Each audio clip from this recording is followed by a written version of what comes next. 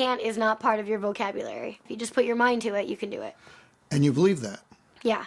That's the crazy thing is if you're never given limits, then you think, I can do anything. And if she could do anything, she wanted it to be this, what she saw her hero, Dominique Moceanu, doing on TV. There was just one problem.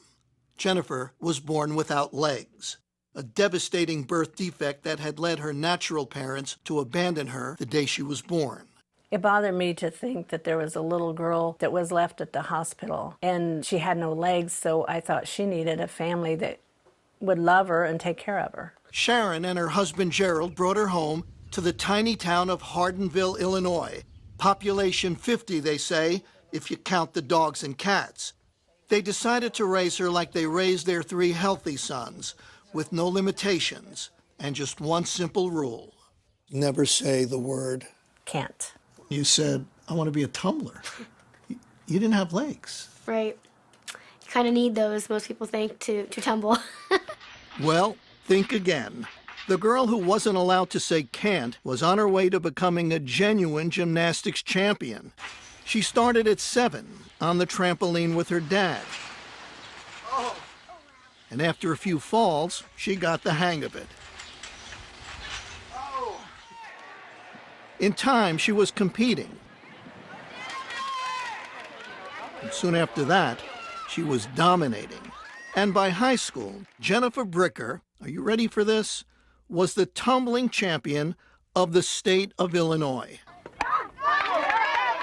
Soon, Jennifer was pursuing other sports too. Even one you'd figure she had absolutely no chance to play well, until it turned out she could steal the ball, even grab a few rebounds. And she could make baskets, too. She didn't consider herself handicapped. She was talking to some friends one time, and one of them said something about her being handicapped. She said, well, I'm not handicapped. And they said, well, you have to use a wheelchair. And she said, just to keep them getting dirty. One day at age 16, out of curiosity, Jennifer asked her mother a question. Hey, is there anything that you, know about my adoption or biological family that you didn't tell me? I said, okay, but you got to sit down. And she said, Mom, I'm always sitting. And she said, maybe you should sit down. I said, okay, let me sit down. And she said, well, what's the big deal? Just tell me what my last name is. And I said, well, that's the big deal. And she said, what do you mean? And I said, your last name would have been Moceanu. I knew what that meant. I knew that Dominique Moceanu was my biological sister. When she finally tracked Dominique down, Jennifer wrote her a letter. Inside the envelope were adoption papers, a photograph, and a stunning piece of news. My biological last name is Moceanu. That line, I was just like, I can't believe this is happening. Everything was there. The evidence was there. Jennifer looked like the spitting image of my youngest sister, Christina. What a moment for anyone to even speak to their childhood idol, but for their childhood idol to be their sister, that's something. She told me she was an athlete in the letter. In fact, I was her inspiration to start tumbling and doing gymnastics. And then on the phone call, she goes, oh, by the way, I have no legs. I mean, she's like, wait a minute, didn't you just tell me that you're an acrobat and you did all these sports? And I could just hear the wheels turning, and Yeah. And I said, who is this girl? Oh my gosh. How did she have this attitude to persevere in life and overcome every obstacle? And she's my sister. Jennifer has moved out to Hollywood. Where else if you want to be a star?